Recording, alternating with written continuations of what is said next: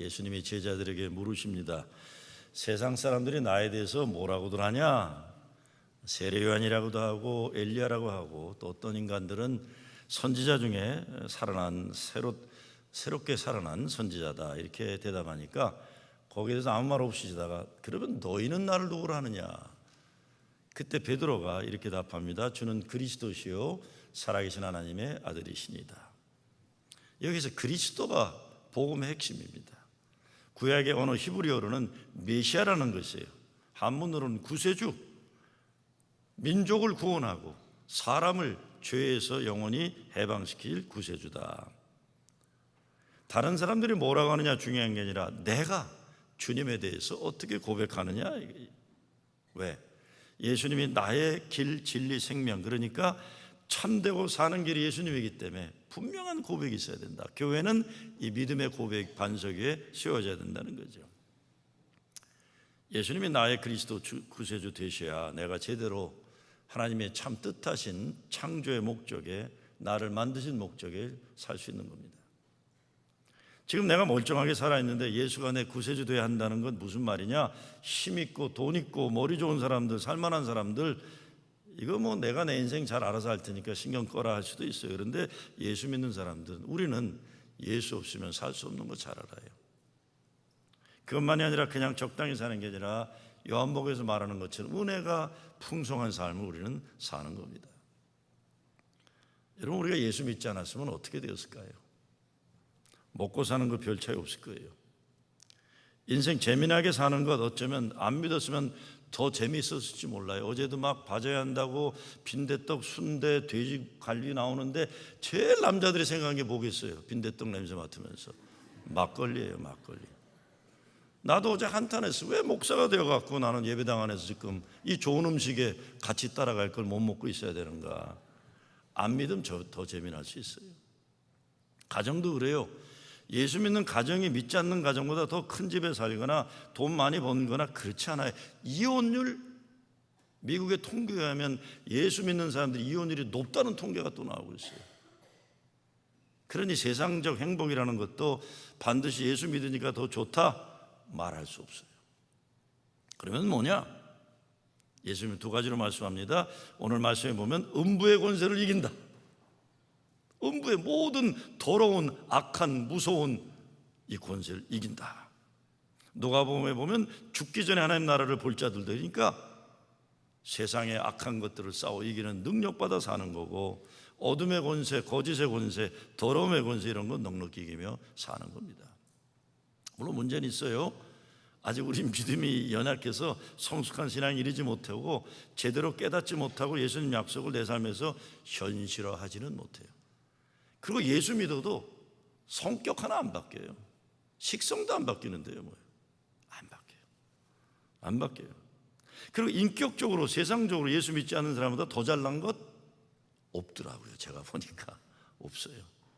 예수 믿는 사람들이 인격적으로 세상 사람보다 더 좋다, 그런 데이터도 없고 그런 연구 보고도 없어요. 경험상으로 그렇지 않아요, 보니까.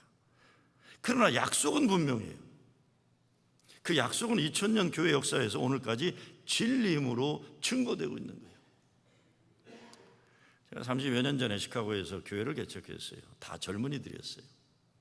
예수 잘 믿는 젊은이들 아니었어요. 공부 잘하거나 인생 잘 나가는 성공한 젊은이들 아니었어요. 오히려 그 거꾸로인 젊은이들이 더 많았어요. 저와 개척교회를 시작한 젊은이들 다수가 시카고에 혹시 살던 젊은이들 알지 모르지, 그때 시대를 알던 웨스턴 애비뉴에 학사주점이라는 곳이 있었어요. 거기서 제가 정기적으로 출근하면서 학사주점에 드나드는 젊은이들과 함께 교회를 개척한 거예요.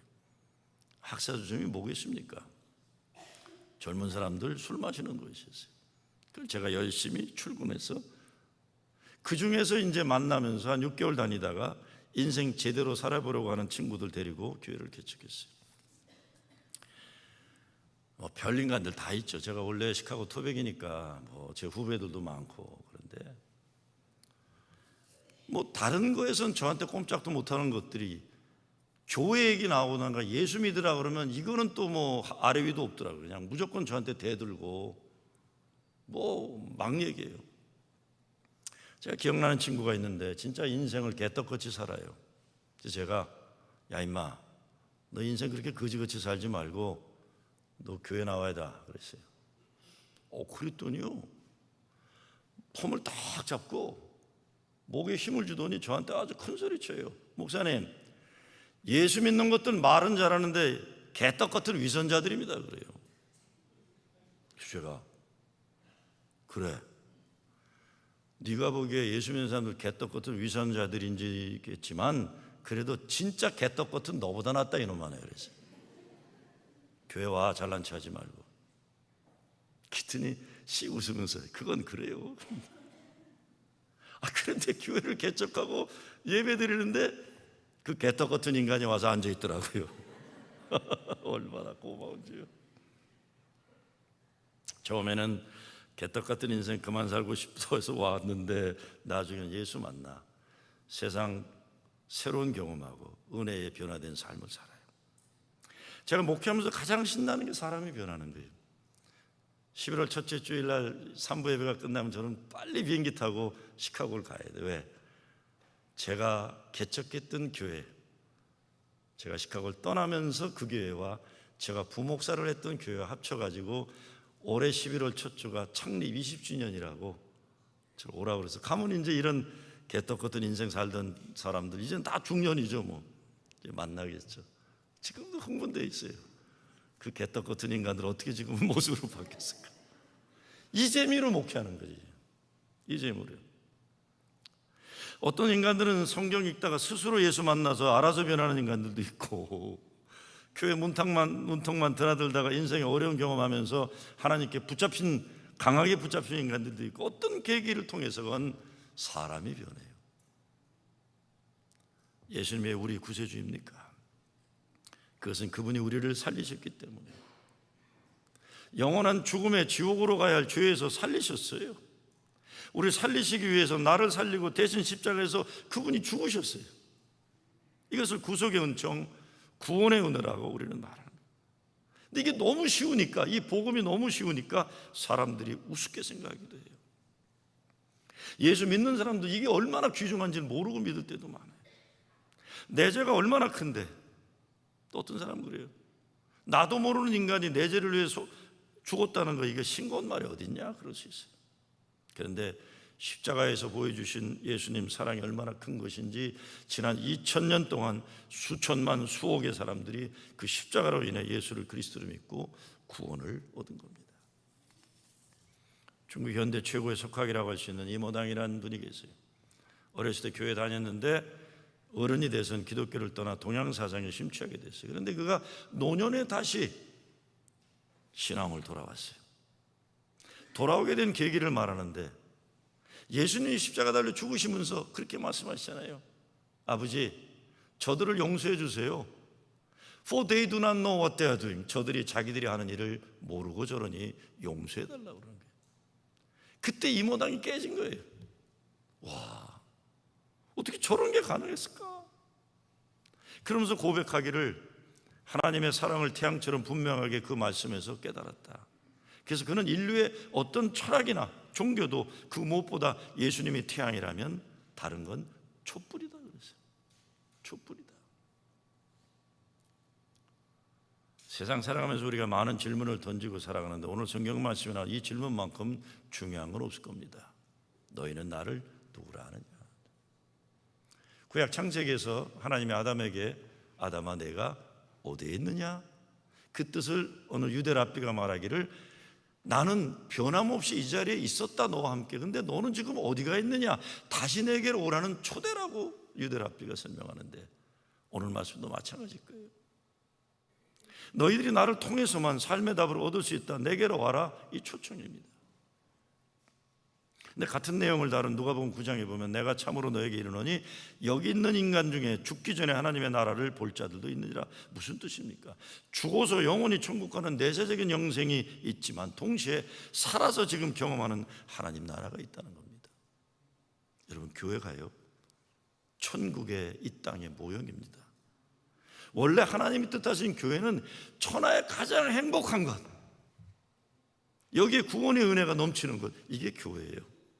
그렇죠?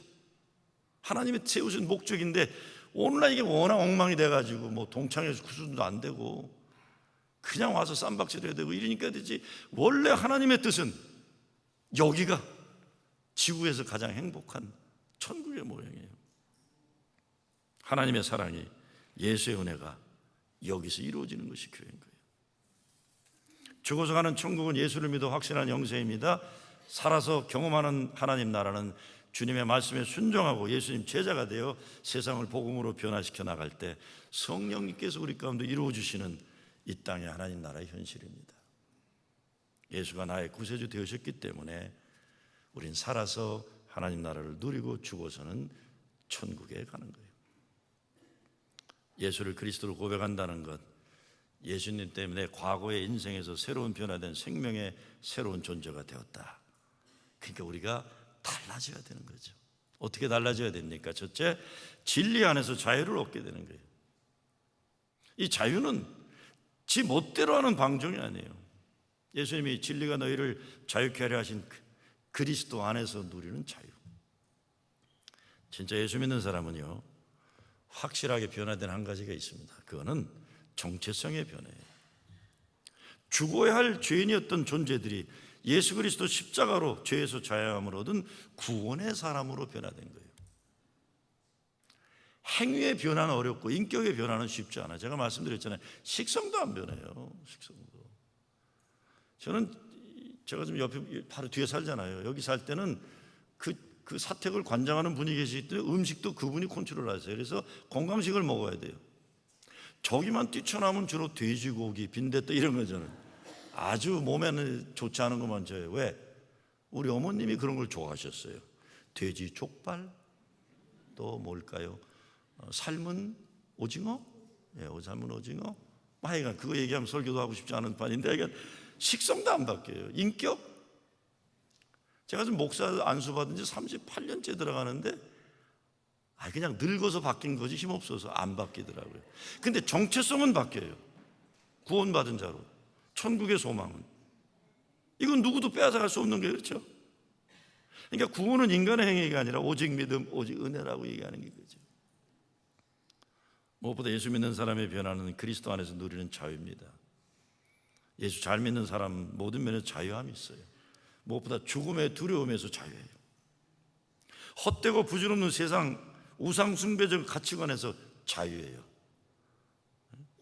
대단한 줄 알았던 세상의 명예, 그거 예수의 바울이 얘기하는 것처럼 그리스도를 아는 지식보다 중요하지 않은 거예요. 죄악을 사모하는 육종에 노예되면서 자유. 제가 사실 옛날에 여기 오기 전에 뉴욕은 80년대 90년대 제 밤무대의 고향이었어요. 여기 오면 밤무대 오면 뭐 우리 이 동네 목사들 다 타락시킨 게 저였어요. 10시 회의 끝나면 그 다음부터 난 살아서 생생했는데 목회하다 보니까 97년도 이후부터는 10시 넘어선 기운을 못 차리겠어요. 왜? 새벽 기도를 가야 되잖아요. 지금은 9시 반만 돼도 교회 울타리를 못 나가요. 못 나가. 나가면 얼마나 재미난 게 많아. 그래도 새벽 기도 때문에 못 나가는 거예요. 더 좋은 게 있으니까. 그렇죠. 더 행복한 게 있으니까 세상 것으로부터 자유하는 거죠. 내게 주어진 십자가를 지고 예수님 따르는 순종 속에 담겨 있는 자유를 맛보는 거예요. 제가 일찍 목사가 됐더니 우리 동생들이 그래요. 지들 할 거 다 해요. 우리 동생들은 술 한번 먹은 다음에 우리 동생들이 그래요. 형 안 됐다. 왜냐하면 저희 아버지가 목사인데 돌아가시고 제가 23살에 목사 되니까 우리 동생들 생각엔 우리 형이 장남이니까 할 수 없이 하기 싫은데 했나 보다 생각해요. 얘네들은 늘 저한테 미안해하는 거예요. 그러면서 형 안 됐다. 형 참 안 됐다. 그래. 저 안 된 인간이에요? 내가 야 이놈들아 술 못 마시고 뭐 지멋대로 못하는 게 이게 불쌍한 거 아닌 거예요. 저는 저희 아버님이 조그만 구멍가게 같은 작은 교회를 목회했지만 천하의 행복한 것을 봤기 때문에 난 목사된 사람이에요. 세상이 줄 수 없는, 세상이 빼앗을 수 없는 그 행복, 그리스도 안에서 주어진 그 행복 때문에. 생활면에서는 그리스도 안에 누리는 자유함 있는 사람은 은혜로 살아가는 사람들이에요. 생각이 넉넉하고 마음 심보가 아름답고 남에게 넉넉한 그런 사람들. 잘 되면 기뻐해 주고 나만 되면 남 되는 거 꼴 못 보는 그런 인간이 아니라 거꾸로 말하면 예수 믿는다고 하지만 복음 안에서 누린 자유함이 없으면 잘못 믿는 거예요. 자기 고집을 하나님 생각으로 착각하고 자기는 대단한 영적인 존재라고 착각하고 바리새인 되는 거 인생 목표로 삼는 사람들, 그 자유가 없는 사람이에요. 여러분, 교회도 보면요, 자기가 믿음 좋다는 걸 과시하기 위해서 되게 심각한 분들 계세요. 뭐 그렇게 심각해요? 행복해서 죽겠는데, 그렇죠? 싱글벙글. 근데 그 잘못 알고 그러는 게, 제 후배 목사가 간증하는데 자기 어머니는 평생 기도원을 지키던 기도하는 어머니셨대요. 평생 재산을 다 교회에 헌신하신 분이. 그런데 이분은 모든 것을 자기 기준으로 판단하는 문제가 있어 참 힘들다 고백하더라고요. 자기 어머니는 자기 생각을 하나님 생각으로 너무 많이 착각하신다는 거예요. 자기 믿는 방식만 신령한 방식으로 확신하는 거예요. 그래서 교회에서 어떤 사람이 자기 마음에 들면 저분은 영적인 사람이다. 근데 자기 마음에 안 들면 저분은 육적인 사람이다. 그래서 어머니, 어저께는 영적인 사람이 오늘은 육적인 사람이 됐어요. 성령이 떠났어? 그런데 성령을 주머니에 넣었다 뺐다 하는 게 자기 마음대로. 그래서 그렇게 얘기해요. 우리 어머니는 그냥 기도원에 사셨어야 되는 분인데 속세에 나오셔서 남도 괴롭히고 본인도 괴롭게 사신다는 거예요. 지옥이래, 지옥. 그냥 기도원에 계셨어야 되는데. 스스로 믿음 좋다고 생각하는 사람들의 가장 중요한 게 자기가 하나님 되려는 욕망에서 자유해야 됩니다. 난 하나님이 아니다, 자유 선언해야 돼요. 하나님이 나의 하나님이 되셔야지. 내가 하나님처럼 말하고 행동하면 하나님이 내 인생 들어와 주장하실 자리가 없어요. 그게 가난한 심령 되지 않으면 안 됩니다. 그래서 그리스도인의 자유는 죄에서 용서받음의 체험에서 나옵니다. 십자가 주님을 만난 사람은 십자가에 달리신 예수님의 고통과 죽음을 통해 죽고 다시 살아난 것이 무슨 의미인지 알아요. 그래서 죽었다 다시 사람들 교만하기 어렵죠. 신학자 앤드류 모리가 이런 말을 합니다. 세상에는 오직 두 종류의 죄인들만 존재한다. 하나는 용서받은 죄인들이고 다른 하나는 용서받지 못한 죄인들이다. 그래서 예수 믿는다고 하면서 용서받은 자의 겸손함과 은혜에 대한 감사함이 없으면 바리새이들은 첩경이에요. 오늘 몽골 합창단께서 Amazing Grace, 나 같은 죄인 살리신 부르셨잖아요. 제가 오래전인데, 예? 성가대가 부른 거예요? 왔다 갔다 하네. 왔다 갔다. 여하튼 제가 몇 년 전인데 세시봉 오리지널 멤버였던 사람 하나가 이제 은퇴 마지막 콘서트를 하는 거예요. 네? 근데 제가 그걸 보면서 저 사람은 저 얼굴 가지고도 인기를 끌 수 있다는 게 참 하나님의 은혜다 이렇게 생각해요. 스테이지 매너를 보면 지멋대로 해요. 지멋대로. 근데 사람들이 왜 그를 좋아하나? 여유로움과 자유로움이에요. 물론 그의 자유함이 윤리도덕적인 면에서 문제가 좀 있어요. 그래서 세시봉 멤버였던 윤영주 장로가 굉장히 싫어했어요, 그 사람을. 근데 그 사람이 전도사 때 저를 좀 자주 만나는 일이 있었어요. 시카고에서 자주 만나겠어요. 나이는 나보다 많지만 술 마실 때 자주 만났는데, 목사님, 내가 전도사인데 술을 못 끊는데 술 못 끊어도 목사 될 수 있죠?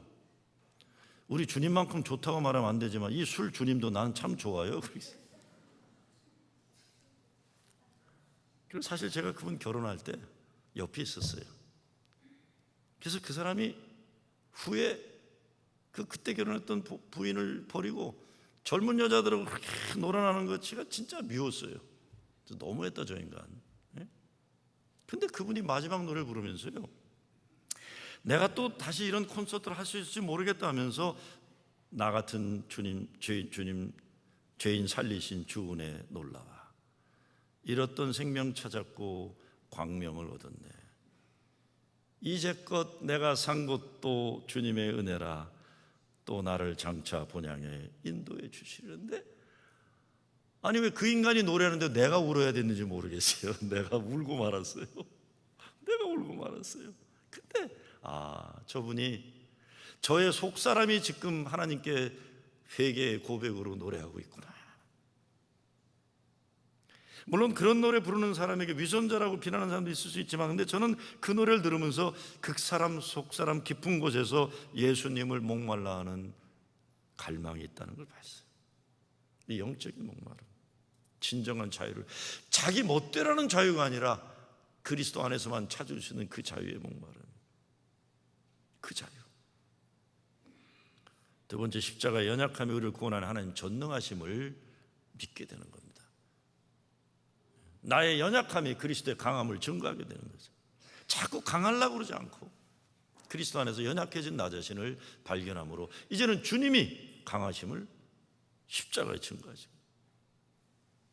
예수님 십자가 달려 죽으실 때 유대인들은 그렇게 맥없이 죽어가는 십자가를 향해 비유상한다고 그랬고, 그리스 철학의 중심이 되는 헬라인들은 미련한 우둔한 짓이라고 비난했어요.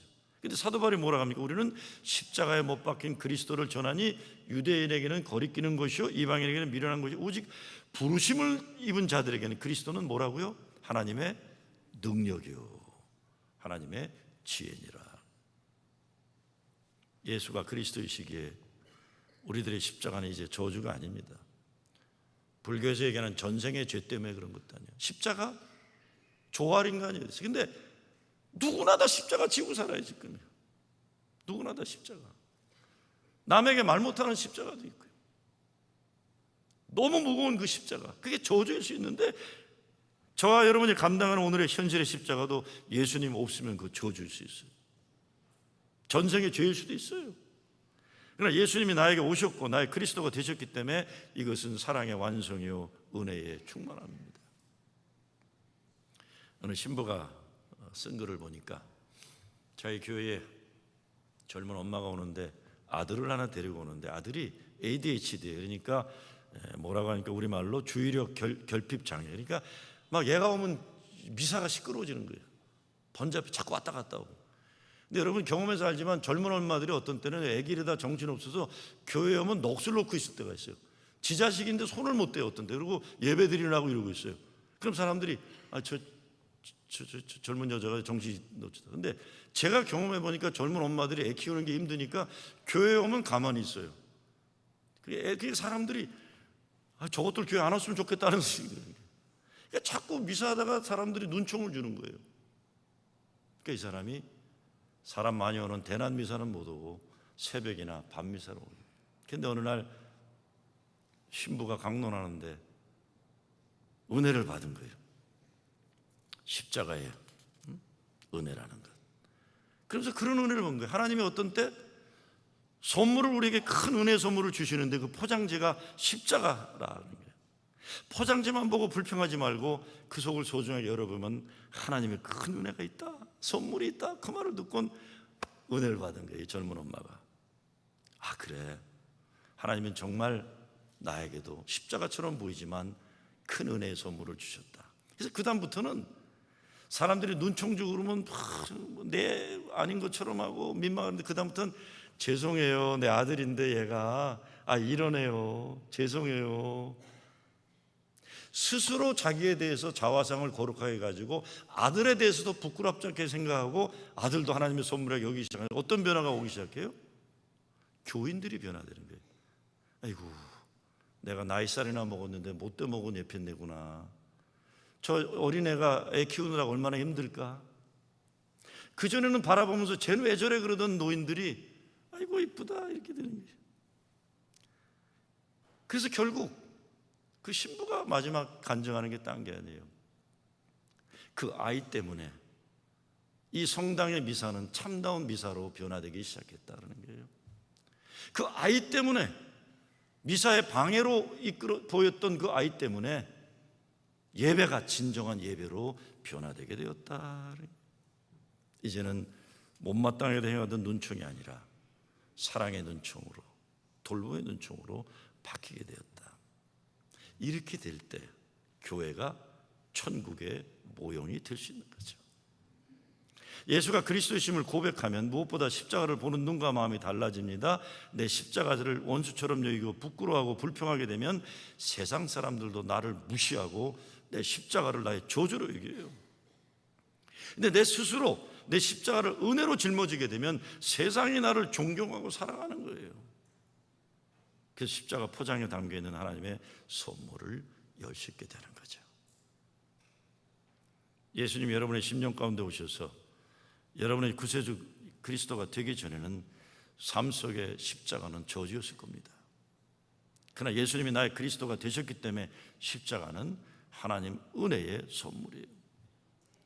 이 십자가 사랑과 은혜로 우리는 진정한 자유를 얻게 됐고 세상에서 우리의 행복이 좌지우지 당하지 않고 오직 예수님 때문에 기쁨과 감사, 세상이 빼앗을 수 없고 줄 수 없는 그 평화 누릴 수 있는 거죠. 마지막, 예수 그리스도 고백의 열매는 사랑의 실천입니다. 제 친구가 LA에서 목회하는데 미국 교회 목회하다가 이런 글을 보내왔더라고요. 미국 교회가 이제 연세 드신 많은 할머니들만 주로 있는데 미국 교회에서 자라는 게 킬트라는 거예요. 그러니까 조각천을 가지고 입을 만드는 거, 킬트라고 그러죠. 그러니까 노인들이 손이 떨리면서도 그걸 만들어 갖고 뭐냐면 선교회 보내는데 어느 해 27개를 만들어 가지고 포스터 홈에 보냈대요. 포스터 홈이란 건 뭐냐면 부모가 멀쩡하게 살아있는데 자식을 키울 능력이 없기 때문에 남의 집에서 자라야 되는 애들이 포스터 케어에 있는 거죠. 그런데 포스터 케어 코디네이터가 이상한 걸 발견한 거예요. 2달, 3달 살다가 다른 집으로 이사 다녀야 되는 애들인데 다른 건 안 챙기면서도 그 교회 할머니들이 만들어준 그 이불은 꼭 들고 다니더라는 거예요. 자기 부모가 돌보지 못하는 못난 부모들인데 어린애들이 여기서 2달, 저기서 3달 살아야 되는데 집을 옮길 때마다 그거는 먼저 챙기더라. 그러면서 포스터 케어 코디네이터 말이 그 교회 할머니들이 조각천으로 만들어주는 이 퀼트, 이불에 담겨있는 사랑일 거다. 사랑 때문이다. 그것이 느껴지는 거죠. 교회에서 일어나는 일들이 그것이 느껴지는 게 선교죠. 느껴지는 게. 예수 제대로 믿으면 이런 사랑의 역사가 가능한 겁니다. 그래서 이 맛에 예수님 사랑과 은혜 충만함이 넘쳐서 성도들 간에 사랑을 나누고 생명호흡 다할 때까지 전도하고 선교하는 거예요. 그래서 이 기쁨 때문에 예수님 사랑이 빚진 은혜 때문에 희생과 헌신이 아깝지 않은 거예요.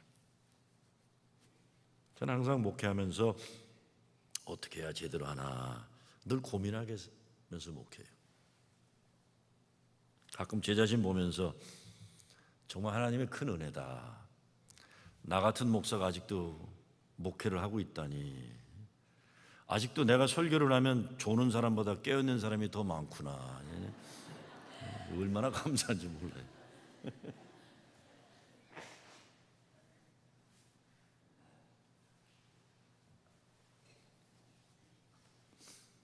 정말 예수가 그리스도심을 고백하는 교회가 되기 위해 끊임없는 몸부림치는 개혁이 없으면 예수님 기뻐하는 교회가 되지 못하는 위기의식 가져야 됩니다. 다른 것 아니죠. 정말 예수가 그리스도심을 고백하는 믿음으로 돌아오고 또 돌아오면 예수의 능력이 드러나는 교회 되는 거예요. 교회 나오는 거 중요합니다. 좋은 성도들 만나고 괜찮은 목사 만나는 거 중요합니다. 그러나 궁극적으로 이런 과정은 예수님 만나기 위해 필요한 거예요. 예수님 만나야 돼. 교회 나와도 예수님 안 만나면 소용없어요. 그래서 신앙의 높은 정상에 오르기를 바라서 소그룹 셀처치도 가라고 큐티 말씀 묵상도 하라고 하는 거지 다른 목적 아닙니다. 여러분 신앙의 거룩한 산에 오르기를 소원하기 때문에 그래. 교회 다니면서 신앙의 형식을 갖추고 알만한 거 다 안다고 해도 예수님 만나고 예수님 알고 예수님이 나의 주님이심을 고백함이 없이는 믿음의 변화는 불가능합니다. 사람 변화되는 거 쉽지 않죠. 왜? 십자가 앞에 내가 죽는 게 어려워서 그래요. 예수가 내 인생의 영원한 주인이시라는 고백이 어렵기 때문에 인생의 승리는 우리의 입으로 고백하는 예수의 이름으로 시작되지만 승리의 완성은 우리가 주님의 삶을 닮아가는 생활 속에서 우리 심령 속에 있는 그리스도의 성품에 의해서 이루어지는 거예요. 20세기 가장 위대한 신학자로 인정받는 칼 바르트에게 어느 기자가 질문했다는 거 아니에요. 당신의 신학과 사상을 지탱해 준 가장 큰 진리가 뭐냐? 그런 심오한 질문에 바르트가 Jesus loves me. This I know. For the Bible tells me so. 예수님이 나 사랑하는 것, 내가 성경에서 것. 이것이 모든 신학과 교회 신앙의 바닥에 있어야 돼요. 성경이 말씀하신 한 믿는다. 그 말씀에 예수님이 나를 사랑하신다는 천하제일의 진리, 그 예수가 십자가에서 죽고 나를 영원한 생명으로 구원하신다. 이거 믿는 거예요. 세상에 여러 학문이 있는데 제가 볼 때 제일 어이가 없는 학문 가운데 하나가 하나님에 대한 거 박사학위 받는 거예요. 신학이란 건 하나님에 대한 거예요. 하여간 받으면 좋아요. 좋은데 이 어떤 데 보면 이게 박사라는 사람들 보면 자기도 모르면서 남도 못 알아듣는 말 하는 사람들 많아요. 그리고 그 말을 했거나 안 했거나 아무 역사 발전에 도움도 안 되는 말들 가지고 진리처럼 폼잡는 데 많은데 예수의 사랑을 모르는 사람이, 예수 구원의 기쁨을 모르는 사람이 뭐 하나님에 대한 학문을 한다는 거, 저는 이게 언어도단이라고 봐요. 제가 지난주 설교하면서 신학교에서 딴 거 가르치지 말고 택시 운전하는 거 가르치고 세탁소 가는 거 가르치라고 이런 게 딴 게 아니에요. 이걸 세상과 동떨어진 학문으로 공부하니까 이게 예수와 전혀 관계없는 신학이 되고 그런 걸 또 박사까지 해야 되니까 이 모양 이 꼴이 되는 거예요. 이게. 예수님이 뭐라고 합니까? 모래 위에 세워진 집이 있고 반석에 세운 집이 있는데 분명한 예수가 그리스도심의 고백이 있는 교회가 이 반석 위에 세워진, 그래서 음부의 권세를 이기는 세력, 교회가 될 수 있다. 오늘 교회의 문제는 예수 나의 주님, 예수 나의 그리스도, 이 신앙 고백 위에 세워지지 않은 게 문제예요. 그래서 열심히 해도 결국 깨지고 병들고 잘못된 진리 안에서 바탕에서 세워서 그래요. 여러분 교회 나오기 전에 교회 다녀보세요 뭐 이러면 많이 들었겠지만 교회 다녀보니까 문제가 해결됩니까? 안 되죠.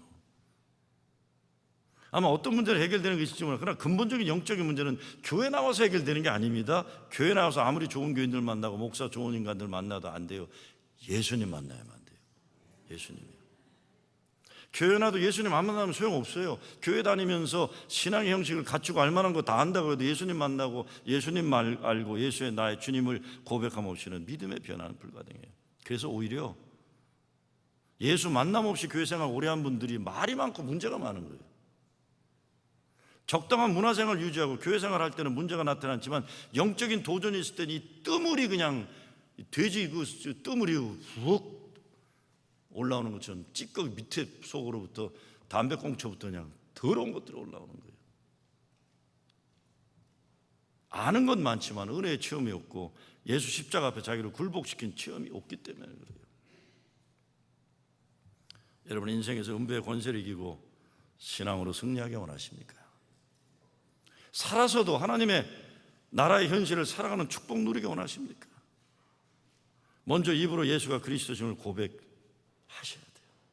나 오래 다녔으니까 그렇지 않아요. 매일매일 바울이 내가 매일 중노란 것처럼 내가 매일매일 내 입에서 주는 그리스도시요 살아계신 하나님의 아들이신다 고백이 돼야 돼요.